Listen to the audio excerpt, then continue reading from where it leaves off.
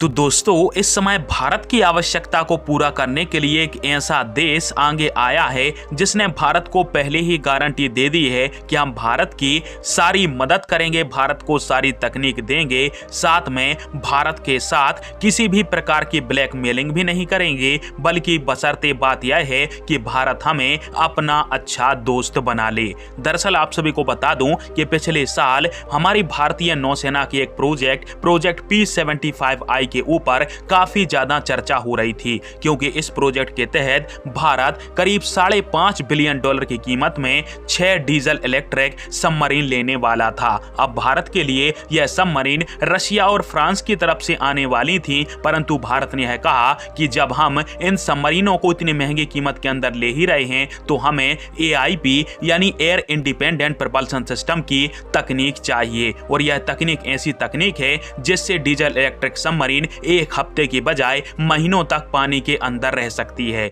परंतु जब भारत ने इस प्रकार की तकनीक की मांग अपने इस टेंडर के तहत करी तो रशिया और फ्रांस, इसके अलावा जर्मनी जैसे देश इस टेंडर से पीछे हट गए, और फ्रांस समेत रशिया ने भी भारत से यही कहा कि हमारे पास AIP यानी एयर इंडिपेंडेंट प्रपल्शन सिस्टम की कोई तकनीक है ही नहीं जो कि हम भारत को प्रदान करें। यानी यहाँ पर इन्होंने बहाना बनाकर भारत को तकनीक देने से मना कर दिया था, और तब से भारत का यह टेंडर अभी तक लटका हुआ है। परंतु इस टेंडर के अंदर फिर से जर्मनी और स्पेन की एंट्री हुई है, जिसमें स्पेन के जो राजदूत हैं भारत के अंदर, जिनका नाम जोस मारियो रियाडो है, उनका कहना है कि यदि भारत चाहे तो हम भारत के अच्छे मित्र बन सकते हैं, और भारत के प्रोजेक्ट के तहत 6 डीजल इलेक्ट्रिक सबमरीन हमारी कंपनी नवंतिया की तरफ से भारत को प्रदान करी जा सकती हैं। साथ में भारत के लिए स्पेन इसलिए अच्छा देश है क्योंकि जिस क्षेत्र में भारत रहता है उस क्षेत्र में